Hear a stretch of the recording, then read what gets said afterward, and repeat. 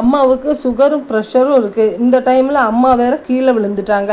கீழே விழுந்து கையில் வேறு அடிபட்டுருக்கு. என்ன பண்ணுறது? இப்போ அவங்களுக்கு வேறு டாக்டர் வேறு ஆயில் ஃபுட்டெல்லாம் ரொம்ப அவாய்ட் பண்ணிடுங்க அப்படின்னு சொல்லிட்டாங்க.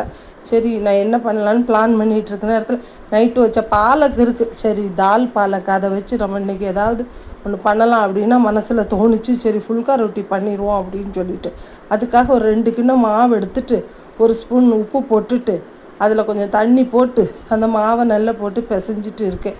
இன்றைக்கி இருக்கக்கூடிய சூழ்நிலையில் எல்லாருமே நல்ல கண்டது கடையில் போய் வாங்கி நல்லா சாப்பிட்டுட்டு உடம்பு நல்ல வெயிட் ஆகி போச்சு. யாராலையும் எழுந்திரிச்சு கூட நடக்க முடியல. அந்த மாதிரி சிச்சுவேஷன். சம்பாதிக்கிறதுல பாதி பைசாவும் டாக்டர்கிட்டையே கொடுத்துட்டு இருக்க வேண்டிய சூழ்நிலை. என்ன சாப்பாடு இல்லாமல் கூட இருந்துடலாம் போல் இருக்குது. ஆனால் மாத்திரை இல்லாமல் இருக்க முடியலையே. டெய்லி 7-8 மாத்திரை பாவம் சாப்பிட்டு உடம்பே கெடுத்து வச்சுருக்காங்க. சரி, கொஞ்சம் நம்மளால் முடிஞ்ச அளவுக்கு கொஞ்சம் ஆயில் ஃபுட்டையாவது அவங்களுக்கு அவாய்ட் பண்ண சொல்லிடலாம் அப்படின்னு சொல்லிட்டு தான் நான் இது பண்ணுறேன். மாவு நல்லா பிசைஞ்சாச்சு. மாவை நல்லா பிசைஞ்சு எடுத்து வச்சுட்டு அடுப்பில் ஒரு தவா வச்சுக்கிட்டு இப்போ நம்ம மாவை கொஞ்சம் மாவை எடுத்து உருட்டி அதை இப்போ சப்பாத்தி நல்லா தேய்க்கிறோம். நல்லா மெலிசாக தேய்க்கணும். ரொம்ப கட்டியாக தேய்க்கக்கூடாது.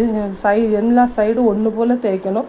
நடுவில் ஏதாவது மாவு தேய்க்காத மாட்டிக்கிச்சுன்னா அது வேறு சப்பாத்தி உப்பி வராது. நம்ம பண்ண போகிறது ஃபுல்கா ரொட்டி இல்லையா? உப்பி வந்தால் தான் நல்லாயிருக்கும். அதுக்காக இப்போ நம்ம மேக்ஸிமம் இப்போ மாவை நம்ம தேய்ச்சி முடிச்சிட்டோம். இப்போ கல் கொஞ்சம் சூடாகிருக்கு. கல் சூடாகிட்டு இந்த ஸ்டேஜில் இப்போ நம்ம இந்த சப்பாத்தியை எடுத்து கல்லில் எடுத்து போட போகிறோம். எடுத்து போட்டுட்டு அதை ஒரு சைடில் நல்லா வேகணும். மீன்ஸ் கீழேருந்து கருக்கக்கூடாது.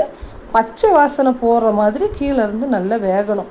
கீழேருந்து நல்லா வெந்ததுக்கு அப்புறமா அந்த சப்பாத்தியை நம்ம பிடிக்கிற இடுக்கி வச்சு எடுத்து பிஞ்சிராமல் திருப்பி போடணும். பிஞ்சிட்டுன்னா அப்புறம் அது ரொட்டி உப்பி வராது.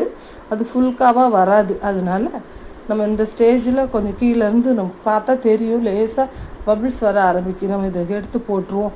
எடுத்து போட்டுட்டா கீழே பார்த்தீங்களா எப்படி வெந்திருக்கு. கொஞ்சம் லைட்டாக இந்த ப்ரௌன் கலர்லாம் பெருசாக வரக்கூடாது. இப்போ பார்த்திங்கன்னா நல்லா வந்திருக்கு. இந்த ஸ்டேஜில் நம்ம அடுப்பில் வச்சு அதை நம்ம மேலே திருப்பி போடுறோம். நல்ல சப்பாத்தி நல்லா உப்பி வந்திருக்கு. பார்த்திங்களா? இதுதான் ஃபுல்கா ரொட்டி. நீங்கள் இதே மாதிரி செய்து பாருங்கள். ரொம்ப நல்லாயிருக்கும். உடம்புக்கு ரொம்ப